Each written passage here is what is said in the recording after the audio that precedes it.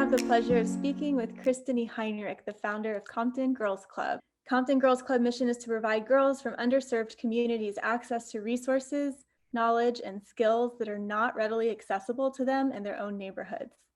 Through exposure to self-care practices, new skills, and hobbies, they aim to expose girls to activities they can utilize to take care of themselves and that will aid them in their journeys to becoming confident, assertive, and independent.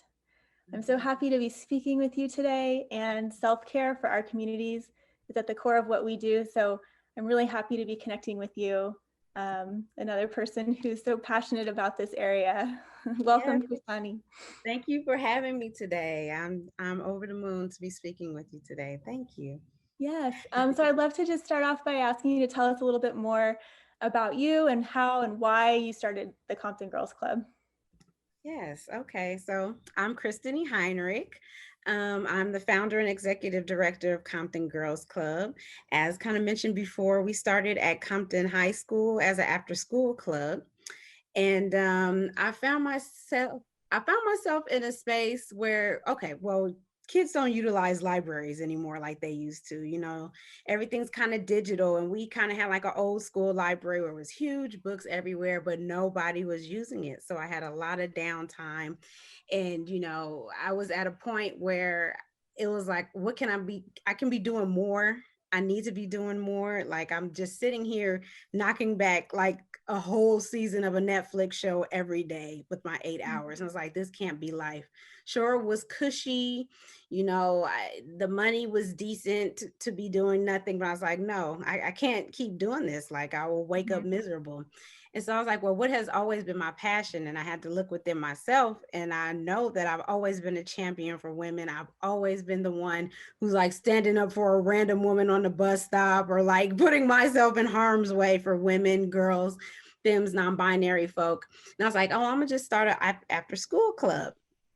And so, at first we had about 10 girls and they weren't quite sure. And I wasn't quite sure what I was doing, but I was like, well, let me just do some easy activities with them, like, brown sugar scrubs. I can get a pound of brown sugar and some coconut oil. And it was something new to them. And I was using my hands and really making you know, these girls are just like, oh, this is cool. I can give this to my mom, and they're getting a purpose, and like, oh, I can sell this, or this is fun. It just, felt good to be with other, girls and just connect doing something. So those Were first you guys beginning, doing that in the library? yes, we were doing that in the Yeah. library. Like, I was like, and because I don't drive, so I was bringing all of these supplies in like a rolling cart up 3 flights of stairs, and like the cart is almost collapsing. But yes, we did all this in You're the like the library. opposite of the librarian that's telling people to be quiet. Yes, exactly. I'm like, okay, this is connection time. We're going to get messy. We have these big old wooden tables. Like, we're just hands on, just really doing things. And I noticed that, I kind of aligned with the girls. Like, when I was a teenager, I was kind of alone. I would only be reading books. I wanted connection with other people. I may not have known how to do that. And I was like, well, let me bring them together. And I feel like I'm jumping ahead of myself, but it was like healing myself having this club for these girls. And Was yeah. there something that you did or a process? Like, how did you go from being sort of dissatisfied with the way that things were going Mhm. to then that answer was there for you when you tuned in, but do you have a process that you use or way that you tap into that? So I would walk home because, like I said, I didn't drive. So I would be walking like home, and I would just like constantly be thinking, like, how Mm-hmm. can I do more? What if I taught girls how to, like the safest way to walk to a bus stop? Like, because I'm walking to a bus stop, and I'm like, well, how can I save, these lessons and take them to the girls? So I was just constantly thinking. And then kind of like an ancestral moment, like I felt like, okay, what were the things that my grandma wished she knew? What were the things my mother wished she knew? And how could, if, she got access to those lessons early, what would her life be like now? So just kind of looking back to my ancestors and what they needed, and just kind of working on that path. And That's yeah. awesome. Did you find any challenges or were there anything in your way at all to getting this started? Is there more like it was just a smooth, like it flowed because it was the right time and the right thing? A combination. It was more kind of like, because I was doing this at a school, which is like a public government entity in sorts of way. There were certain things I couldn't do. Like I wanted to do a class on like natural medicine and things you can find in the home at a school. And they're like, well, we can't really have you doing that with people's kids, or we can't really have you teaching about, periods and stuff. So I was like, okay. So I actually would have like these yoga sessions on like the lawn, and we would be learning how to do like herbs for cramps, or like setting intentions with oils and stuff. And so Nice. that it was just kind of that little pushback, but they never said anything to me because they knew what I was doing was something needed. And then like ever since I've been on this path, I've never gotten a no. Like that's how I knew it was my mission, because nothing was pushing me back. If I needed help, the resources will fall into my lap. If I needed a speaker, they would find me. Like I haven't had a no that debilitated me yet. And any no's are just personal no's at this point. Those are the hardest ones, I think, and Yes. then the ones that we have the most control over. Yes. Yes. But then how's it been shifting from your in-person meetings to now that we're in COVID? What changes are there?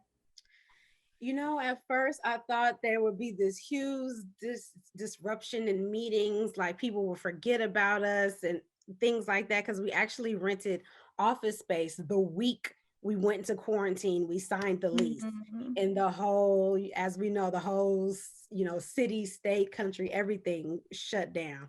So I was like, what have I done? How did I get myself into this? I was like, well, let me just try a Zoom lesson. And every Zoom lesson I went, more and more people would start showing up, because now you have the kids aren't in a school, so they don't have their extracurricular activities. They can't participate in their sports, but they're still looking for something to put on those college, applications, or just that connection with other teams. Yes. So like we've had people from North Korea, not North Korea, I'm sorry, Korea, what's the South Korea. South Korea. Yeah, like coming to our classes. We've had people from like Africa come into our classes, of course, all over the United States, but it's actually blossomed even more. Yeah. That's amazing. It's true. I think when you're on your path and you're doing things in alignment, then every challenge that comes always is presenting more growth, which is awesome when you don't try to control it and you allow it to take its own life. So I wanted to ask you if you can share, are there any stories or were there any times that confirmed to you or solidified you, maybe experiences with the girls, that what you were doing was really needed? So I was thinking about this, and I felt like I didn't have one specific story. Like every meeting I have has, when we first started, not when we first started, a little bit after we first started, we were utilizing a community center, and a lot of our audience were actually, older women, meaning women about 26 and up.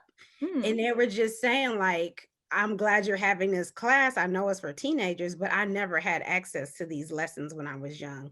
And I just love that I get to meet other women, and I get to learn about how to create a podcast, or I get to learn about, how to make a Hawaiian lei. Like, when would I learn that? I'm at home, I'm a mother. Fun. Yeah, like it's just fun. And then of course everything with like the girls are just like, my mom didn't teach me this, my parents don't really know how to teach me this, thank you. It's just being the resource and being the plug for them to be the, have the safe space to learn something new. That's the goal. And it's also, I'm just thinking for the first time too, it's like the chance to learn and enjoy something that's for the sake of the experience. It's this experience, and it's not in order to do something, it's just to enjoy it. Right. Yeah. Just have your, their self-care activities, their hustles. They're just something that they can use, that they don't have to go out of their city to learn. That was the next thing. Like, I heard about this, but I didn't think it was for me because I am a Black girl, a brown girl from Compton. I never thought these activities would be available to me. And that's kind of of the club. I want to bring that stuff to them. So what are the upcoming workshops that you're excited about right now?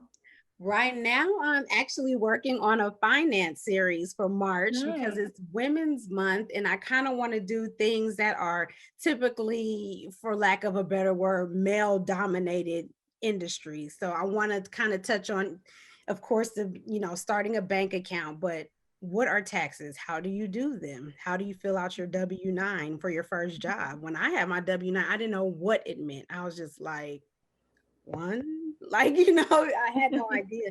And I even want to touch on things like cryptocurrency, because like, what is that? Like, sure, Bitcoin is soaring, but what does that mean right now? And imagine if you invest now and in 10 years you could pay for college. These So classes are amazing. I mean, there's something that every teenager, I don't care where you live, would love Mhm. to be able to have access to like this. Absolutely, yeah. Yeah. So I'm excited myself because I learned something every class myself as Mhm. an adult. So Right. yeah. Do you bring in outside speakers? Are you learning the material yourself and then bringing it into them? In the beginning, I was kind of like YouTubing things and just like, okay, how do I do this? And teaching it. But Mhm. a lot of our speakers come from Instagram. Like everything I did from the Oh. beginning, I will put on Instagram. So if I ever need help, I just kind of do a call out, like looking Mhm. for people who may know finances to volunteer their Mhm. time. And a Mhm. lot of people are volunteering their time. Like they don't even want to get paid. And it's just a blessing. Like Yeah, I really it's appreciate like it. once you go off into adult world and if you don't have young people in your life, it's Mhm. so energizing to be able to be Yes, connected to young people. absolutely. Absolutely. So I want to ask you about something that is a question that I think about a lot, and I think it can be a challenge for almost all of us, but it's about prioritizing self-care for ourselves. So I know you're a mother and you've got a lot of things going on right now. Yeah. How do you, or do you have any successful pieces of advice for carving out time for self-care, and then Mhm. things that you like to do when you can find the time? This is like one of those things that's easy to tell someone else than to take your own advice. Because, Yes. I'm not ashamed to say I have a therapist, and these are the things that I'm kind of working on now, like carving space out for myself. So, Mhm. just kind of the things that I like to do is, I like to be in the sun, I like to lay in the grass. Those are all free things that you can do. Even if you live in an apartment, you can go to a park for a minute and just, Mhm. calm down and just be quiet for a minute. Even if it's your shower time, make it sacred. Use your favorite scents in the bath. Use your favorite towel or loofah. You have to still moments, especially if you have children, because I am constantly in between Zoom and work, and it's I can't take a 3-day vacation because Mhm. I'm a mom, but I still have to find those little moments and make them precious and be intentional with them. Yeah, I think that's really beautiful because it doesn't have to be a 30-minute morning routine. It can be Hmm. the 5 seconds that you have for this moment, but if it's something Hmm. that you've made it intentional. And I agree, it's something that I often talk about and give advice on, and it's very challenging. And I don't have children. I have my business, which is like my baby, but Yes. I know Yeah. once you have kids, it's another Hmm. level. So, yeah, I'm in awe of mothers who have so much responsibility and really even understand more deeply how important self-care is. Yes. And Um, it's sometimes it's just like getting with other like-minded people, getting with your friends and finding that connection, which is kind of the basis of Girls Club. Like mhm, knowing that you're not alone, carving a safe space for yourself. mhm, Sometimes you just need a mom. My mom actually bought me a weighted blanket for Christmas, and mm. like it's just taking Yes. those 15 minutes to just like reset. Like you have to find that time, even if it's 10 to 15 minutes. Yeah, yeah. Mhm. Um, awesome. Okay, so I would love to ask you, what is it that you would help you the most or be most beneficial for you in terms of helping you support Compton Girls Club? Mm. Well, of course, monetary donations are always, helpful. That that's how we pay for our classes. We aren't funded. We don't have a grant writer. Like everything we do is through, donations. But outside of that, we are always looking for people to share their expertise in whatever it may be. And you may think, oh, this is simple. Somebody, no one wants to learn this. But with teenage minds, everything is new. Everything is new. You might have made a vision board 8 billion times, but a teenager has not made one yet. And if Yeah. that's your expertise, we're looking for any type of, if you're in the automotive industry, if you're in makeup, any topic, we're always looking for speakers to help and teach. And what's the best way for them to find you, find the organization, and to get in touch? The best way, you can go to our website, which is simply comptongirls.club. Okay, Or perfect. you can email me at my first name, which is Chrystani at gmail.com. Okay. Oh, Mhm. you got Chrystani at gmail.com? Yes, unique name. So, Amazing. mhm. And where do you see Compton Girls Club growing in the next 5 or 10 years? And this is all in a post-COVID world, of course. Right. But I would love for us to have our own like build. Right now, I'm just renting office space, but I would love to have like a building where we can that has a kitchen, and we're meeting every week, having workshops constantly rolling. We're taking Mhm. field trips. I would love like us. We have our branded van, and we're just suiting up and going across the city, learning new things. The goal would be to, not just Compton Girls Club, other cities. Maybe there's a Gardena Girls Club or, Watts Girls Club that's the big dream and goal. But I just want to be a mainstay in our community because in my heart, Compton is first because that's where I live. That's where I work. And yeah. Yeah, I think Mhm, it's something magical when women and girls come together. It's mhm. really, really powerful. And so I think it's a beautiful thing that you're doing. And I hope that a lot of people can hear more about the work that you're doing and that the word will spread and grow. And it will definitely, the life that it's created already will continue to expand exponentially. So thank you so much for Thank you being the so much. spark that started that. And it's really beautiful. Thank you so much. Thank you for your time and your labor and listening to my story.